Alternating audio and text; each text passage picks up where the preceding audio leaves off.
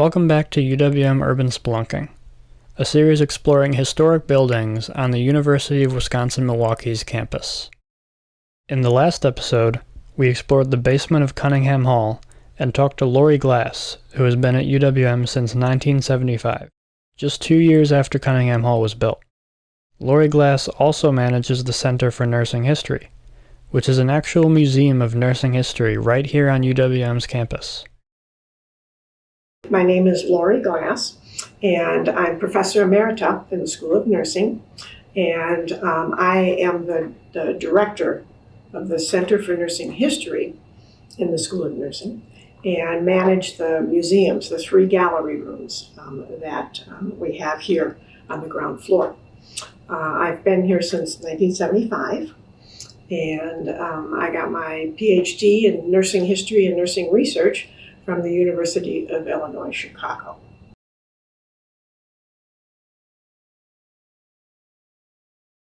Well, its differences also involve UWM, because we're the largest school in the state of Wisconsin. We admit every semester, which many schools don't. They admit once a year. We had the first PhD program for nursing in the state of Wisconsin, 1984, and the first online PhD program in the country, and stuff. So the school has been through, a lot of firsts. With UWM, I'm sure you know that UWM has the largest veterans population of any of the state universities in the state of Wisconsin. So we have a lot of veterans here. I taught a class last month, and in that class, there must have been at least 5 veterans that spoke up out of, I think it was 30. And it was interesting because I'm a veteran. I was a Navy nurse. And so when one of the students first said something about he was Army, and I said, I'm Navy. And then all these students were like, oh, I'm in the Marines, and and this kind of stuff. It was really fun. But that's a UWM thing, not just nursing. But nursing, of course, has that. And there's a very active research program. The school at one time had 5 nursing centers, which were clinics, usually located in areas where people didn't have much access to health care. And now they have one that's at House of Peace. I mean, just like men weren't allowed in nursing schools until usually early 60s. Madison's first guy in nursing, I think, was 61 or 62 and stuff. And this school was created in 65. So, it was beyond that. So, of course, men were admitted. When I came here in 1975, in my groups of students that I had, there was a lot of guys. And in fact, UWM had one of the highest percentages of men in their nursing program, like 25%, unheard of, and stuff. And that was because of the Vietnam War. So the guys that were medics and corpsmen in Vietnam decided they wanted to be nurses and stuff. And I would have, out of a group of 8, I'd have 3 guys. That's a pretty high percentage.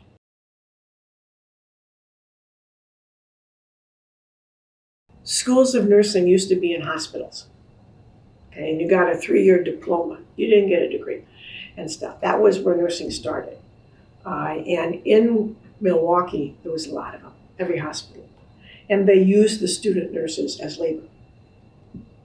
But as you got into St. Mary's was the first to close, and they closed in 65. And then the others closed up until county was last, Milwaukee County, and that was 94.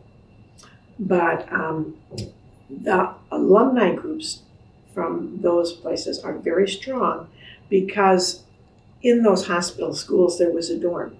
Everybody lived together. They had curfews, and they were very close-knit. And so when they started to close, then we got all of the stuff. We got all the memorabilia. We have 6 or 7 schools, and we have in the local room, we have displays for their stuff. Archives has all the records, the photographs. From one of the places, they got over 3,000 photographs and stuff. So and some of the hospitals closed. It used to be when you had a baby, you were in the hospital for 10 days, particularly if you had a cesarean section. Otherwise, you were in the hospital for a week. Now, 24 hours is about it. So they move people through. And there was a lot more, health has improved on people and stuff. And people, there's more prevention. There's more home care. So there was not a need. At one point, they predicted within 5 years, 5 hospitals would close in Milwaukee. It took 3 years, and 5 of them closed.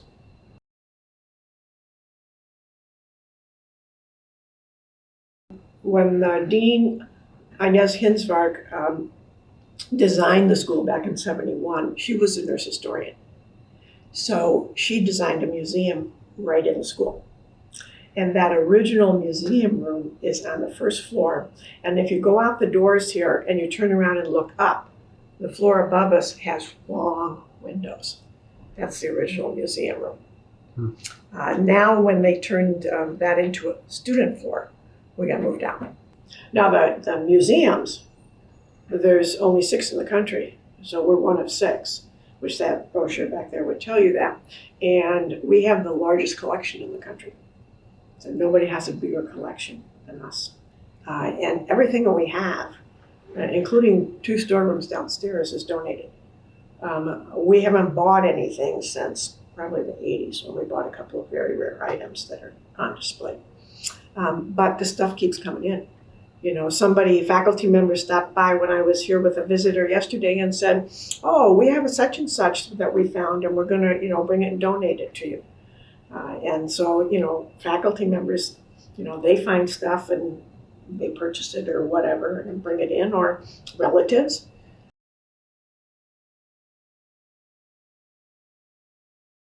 The Center for Nursing History, we have a 3-pronged approach.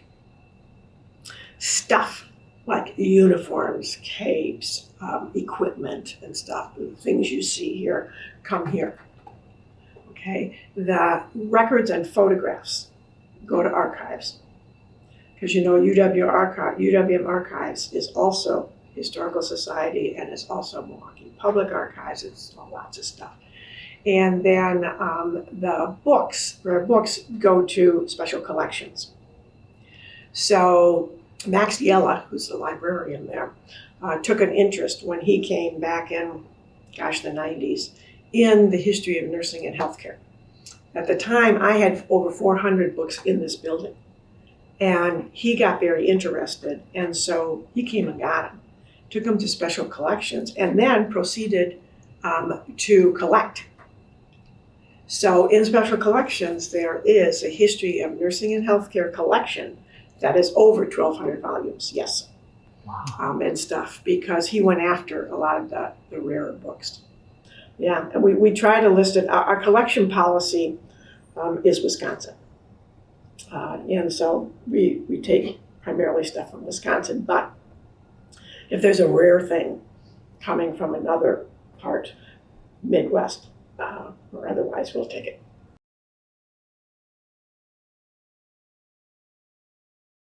In nursing schools, everybody had a distinct cape, cap, and nursing pin. And we have a cape collection from 40 different schools, all different capes. We have a cap collection that's over 130 caps from different schools. And we don't have a lot of pins, because the pins people, relatives keep as a piece of jewelry. So we don't have a lot of pins, but the Wisconsin Nurses Association is giving us their pin collection. And it has like 30 or 40 pins that are all in frames and stuff that we're going to put in the next room. Items we have from Vietnam are very few. When the nurses came back from Vietnam, they were met with hostility because they were in Vietnam and stuff. And so they threw away or burned all their uniforms and everything. When the nurses came back from World War II, they were honored. They were heroes and stuff. And they saved everything. So we now still get calls. Had about 3 last year where people are finding grandma's trunk in the attic full of her World War II uniforms and stuff. So we have a huge World War II collection. Laurie also gave us an exclusive tour of the museum. So we call this the original room. It has a lot of different displays in it. We, of course, have Florence Nightingale here, a little display on her and some original artifacts. And then public health. We have original public health artifacts and public health nurse's coat and stuff. First collapsible wheelchair.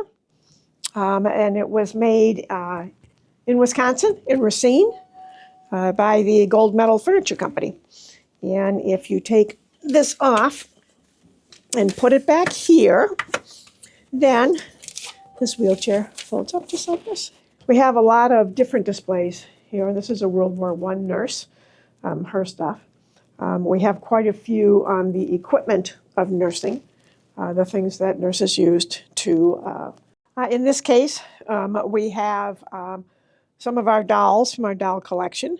And at one point in time, student nurses had to dress a doll in their uniform. And so this is a small display of that. And then more caps. As I mentioned, we have 100. And so here's some more. And they're from Sidney Cooper's cap collection, which we got from UW-Madison. And here we have the uniform of a airline stewardess. Originally, when the airlines started flying people and they needed someone to take care of people if they got sick and keep them calm, the airline stewardesses had to be nurses. These here are World War II uniforms. And in addition, we have a complete set of Army Nurse in War posters.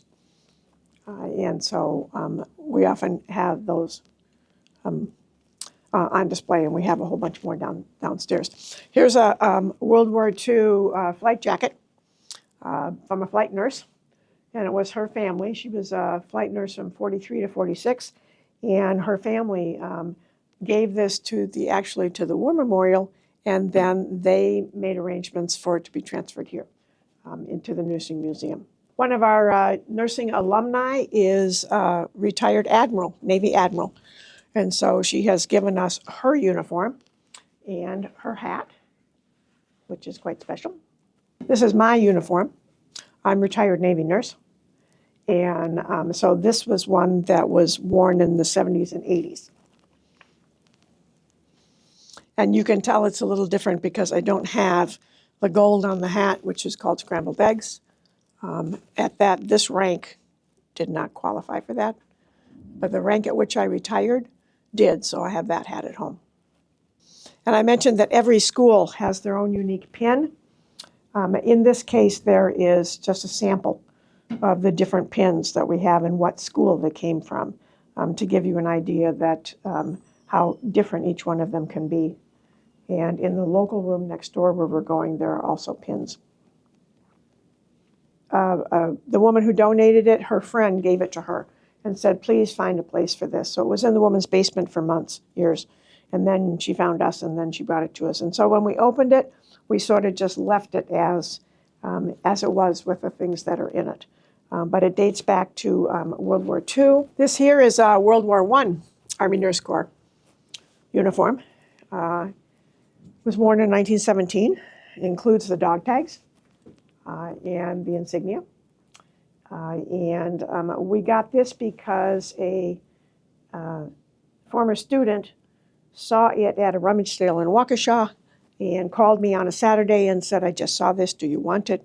And this is one of the few things we have bought. Most stuff is donated. And it came in a box with the entire uniform, the cap, the bathing suit, which is wool and includes a skirt over shorts.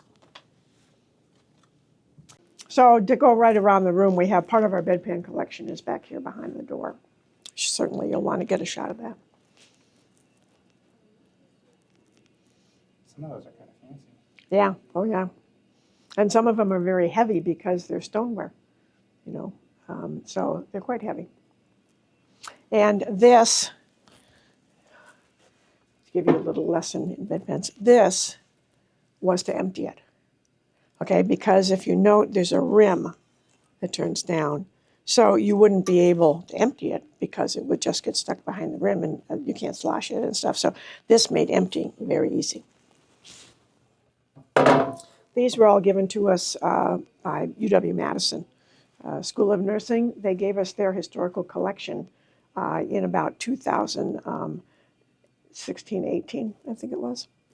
So, and then we have some more of the cape displays here so you can see the different kinds of capes.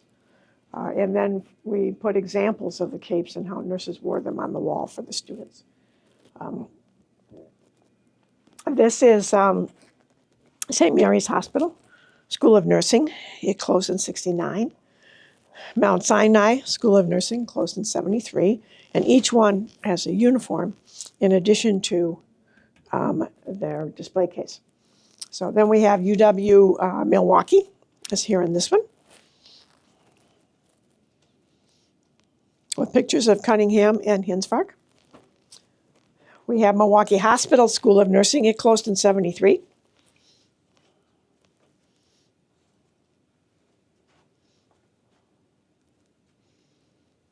And the building for this place still exists. It's on 22nd and Kilbourne.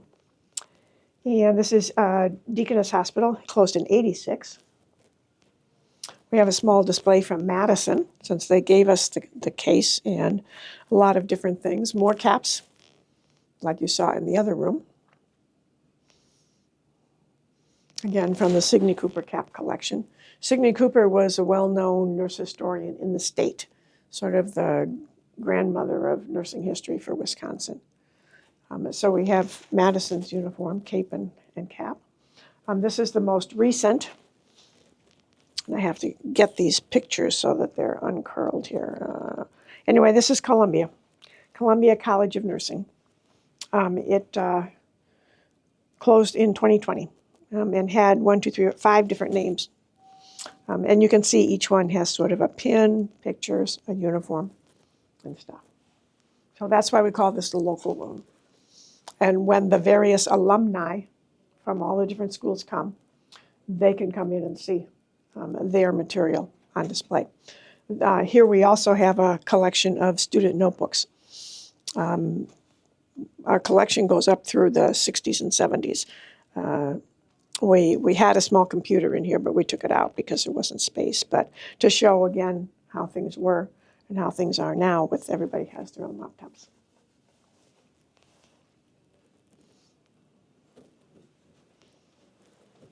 And this is UW-Milwaukee's first uniform.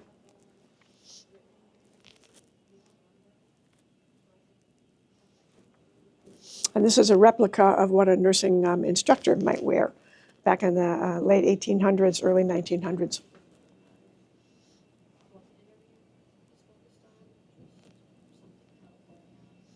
This is the newest room. We just set this up in August of last year when we got it, and we got a lot of the shelving from the UWM Waukesha County when they closed. So we were fortunate we got display cabinets and a room all at one time. We put some more current uniforms over here, this being from the 70s. This one more what's being worn today, scrubs. And this is the sole piece of men's uniforms that we have. This one is from Columbia, when Columbia was with Carroll. Then we put up a small display here for some of our Red Cross material. The Red Cross was in charge of recruiting nurses for World War I and for World War II, and did the original home nursing books and stuff. So this is an original World War I Red Cross cap, this one also. Then we did a display here on women in Vietnam. And actually, the nurse that gave us the material on this shelf is from Milwaukee. Her name is Ruby Schlug, and she was here a couple weeks ago to see her stuff. A lot of this stuff is also from my personal collection. I was in the Navy from 1970 to 1990. I didn't go to Vietnam, but that's Vietnam era, so I had a lot of items. And so some of the books and the pictures and stuff are also from my collection. And then we put 2 of the uniforms from the Vietnam era back here. Again, both Army nurse. And here's 3 more of the dolls that we have in the doll collection that got their own display cabinet here. And what's interesting about the Nightingale and the Clara Barton doll is there have been graphic novels done about them. They're historically accurate. And look, the consultant was me. They found me on the internet. And I was a consultant to this, and the editing a graphic novel is very difficult because the squares up here are the context. The bubbles are the conversation, and then you have the pictures. And what happens as you're editing those as separate pieces of paper, they all have to come together. It's like doing overlays kind of thing and stuff. So this is the Nightingale one. The Clara Barton one, they sent me as an example of what they were doing. This is our browsing shelf. Anybody can touch anything that's on this shelf. So it's a set of Cherry Ames books. And from the late 40s into the 70s, these were written for junior high age and stuff, and more recruitment tools. Trying to recruit people by making it look like it's really adventuresome and very exciting to be a nurse. So Cherry Ames was a camp nurse, and she was a staff nurse, and she was a boarding house nurse, and she was all kinds of private duty and all of them. So this is a pretty old book. We have a couple of books from the late 1800s that are in our collection. In fact, one of Clara Barton's books written in 1890, this one here, is the history of the American Red Cross. That was this 1890s. Trying to see when this one.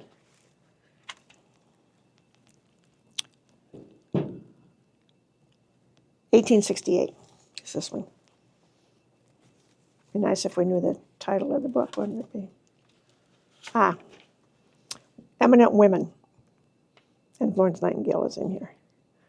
The Lives and Deeds, Most Prominent Women of the Present Generation, 1868. And then what the 2 big tall cases are back here is we have this case and that one over there. We have a very large children's collection because nursing since 1930s even has tried to portray an image that would make young girls and stuff to go into nursing. And so nursing has spent a lot of time designing things for nursing that would make children want to be a nurse. So this is part of our book collection. We have all different books for children and stuff. And then there's the toys with the stuffed bears and stuff. This is a board game down here, a Cherry Ames nursing board game. There's a nurse kit down there. Comic books. There are nursing comic books. And then over here, too, the Little Army Nurse kit with bandages and all kinds of stuff. That's from World War II. And has little cards to fill out and has an apron and everything. Paper dolls from that era. Barbie dolls. Kinds of Barbie dolls. Barbie type dolls. So we try to display a variation without overwhelming people. And I showed you the folding wheelchair. Well, here's the kind of wheelchair they had at that point in time. And it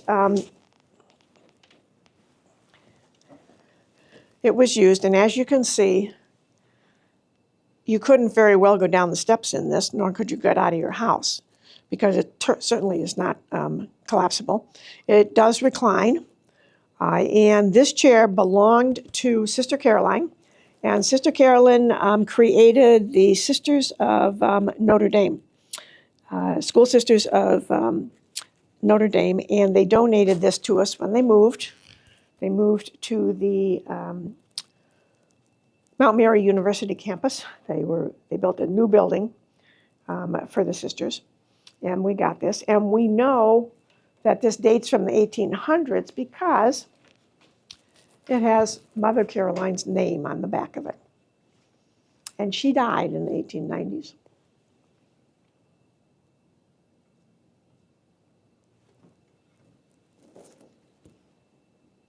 She died in 1892. So we know this chair is older than that since, she died at that point in time. So that's the kind of wheelchair they used before they had the folding one.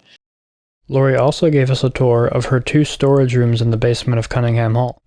So this is where we process material. Our computer has all the inventories on it. We sort stuff, and then we prepare it if it's going to be stored or displayed. And everything that's down here is stuff that we don't have room to display right now. We just got a new room. We have room in there for some more uniforms and stuff. So the books that are in the bookshelves and stuff here, we have a nursing faculty collection of the books that the faculty wrote. We have some history of the local hospital books and stuff, but the rest of this is excess books, and they're used for research. We are no longer taking books because we have too many. But certain books, like this one, we use for research, Dressed for Duty, and it's all the women's uniforms from 1898 through the 1970s. And if we need to know what goes on a mannequin and what pieces and how it looks, like collar insignia and stuff, this is our reference book that we use. Some of the older uniforms are here. The oldest uniform we have is from the 1890s, and that's this one. And it's a uniform and a cap from the 1890s. We have 40-some capes. About 10 of them are on display upstairs, and this is the rest of them from different hospitals. Every hospital school of nursing had their own distinct cape, cap, and pin. And so these are some of the capes from, most of them are Wisconsin. There are a couple that are from other states. When this building was built, there were some classes that were being taught that had 200 and 300 students in them. And they didn't fit in this building, so they were in the big lecture halls over in Bolton. And if a faculty member was teaching a class like that and needed to give an exam, she might need 300 copies of a 10-page exam. And she had to go across campus. And so in order to get them over there, faculty used the shopping carts. And there's still about 4 of them in the building. But they would go up to 7th floor and get a shopping cart, put all their tests and stuff in the shopping cart, and then they could go out the 1st floor door by the soccer field, and it was a smooth, flat walk over to Bolton Hall. In the file cabinets, we have the UWM School of Nursing history. A lot of the originals are over in the archives, but we have duplicates here that we use when we want to look something up. And then we also have Center for Nursing History. We have some rare publications that are no longer in print. These are some of the old nursing journals starting back in 1900. And some of these came from the library when they could no longer circulate them. Others were given to us. So we use them periodically for reference. Like we have some people, some portraits. This is Francis Cunningham, who the building is named after. This is Inez Hinsvark, the first dean. This is Helen Bunge, who was dean at Madison and wrote the proposal for this school.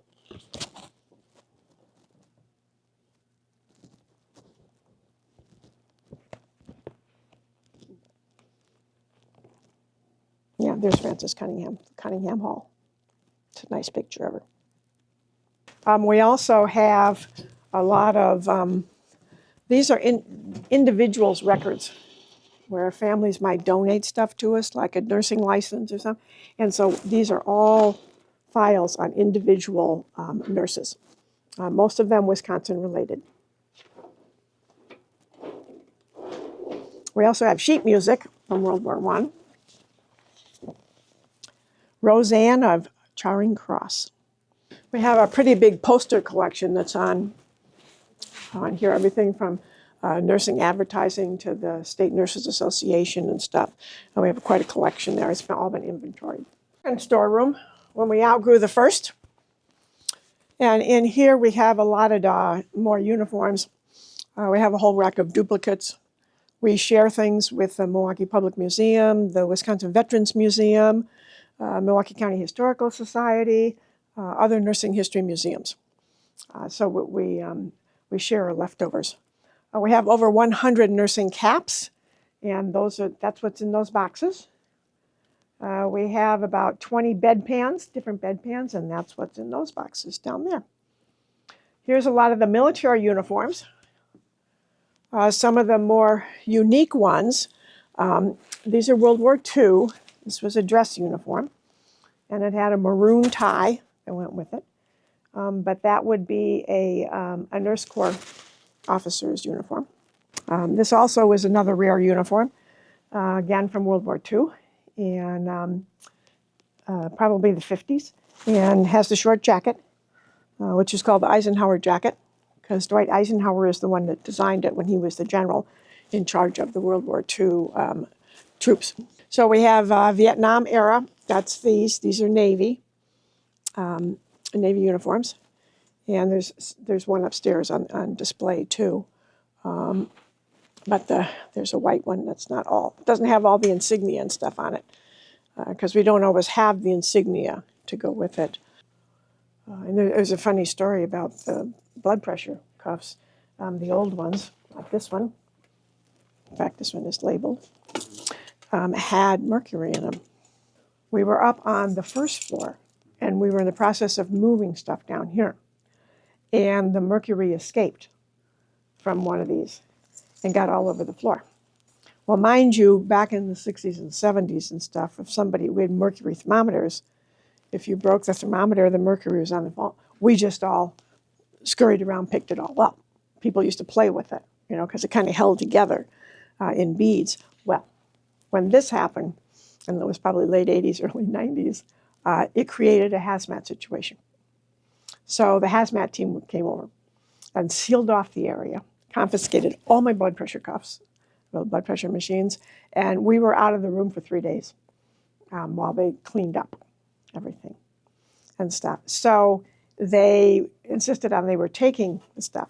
And I'm like, no, these are antiques. You can't take this and stuff. So they took them and took it out, and then they brought them back, that's what the label is on the back of this. It says that it may contain excess because they got out what they could. But, they think there might still be mercury in here. I think we're safe. But the mercury would be up here. That's how the old blood pressure machines worked, was the mercury went up and then came down kind of thing. So we have a number of those that got confiscated.